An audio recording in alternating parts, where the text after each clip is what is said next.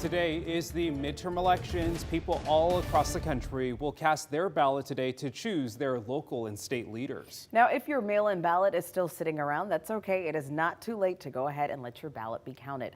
In Washington, ballots are due by 8 p.m. tonight in a drop box. However, if you choose to mail it, it will need to be postmarked by 8, not just in a mailbox.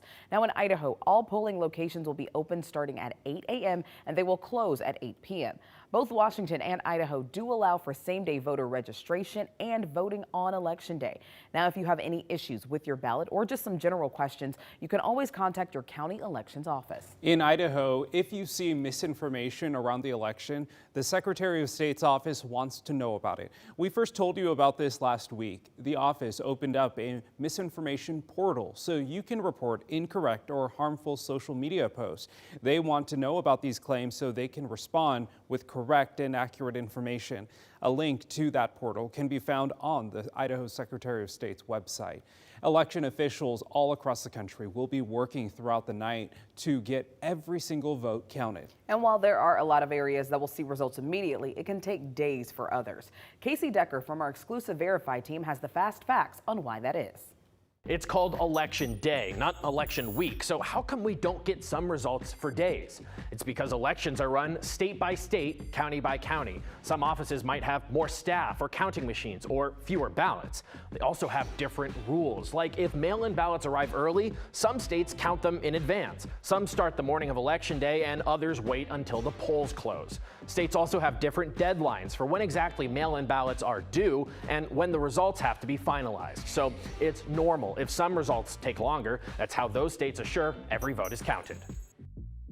Now, don't forget to stay right here on KREM 2 for live election night coverage all this evening. Our team coverage begins tonight at 4 p.m. with election coverage. Then we will be live on KREM 2 and on our YouTube page as the polls close, bringing you the latest results all night long. Then on Wednesday morning, the Up with KREM election team coverage will bring you up to speed on everything you missed and the results from overnight.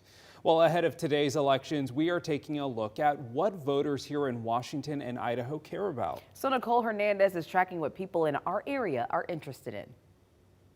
Channing, Tim, so we pulled up Google Trends showing us what big topics people have been searching for in our region. And let's start with Washington here. This map here shows the different Google searches that are most popular in each county. That gray here that we see all over eastern and central Washington, that means wages. But both Lincoln and Ferry County, they're interested in and their residents are Googling Social Security the most. This next chart here lists the top political topics people have been searching in the whole state for the past few days. You can see here specifically in Washington state, we have wages sticking with #1 consistently, healthcare sticking at #2 consistently, just with one drop down, and unemployment taking a big rise in the past few hours or so. So let's take a look at Idaho now. Kootenai County, Latah County, and Nez Perce counties, they're all interested in wages, similar to Washington, but the other counties in the Panhandle, they're all Google searching Social Security more.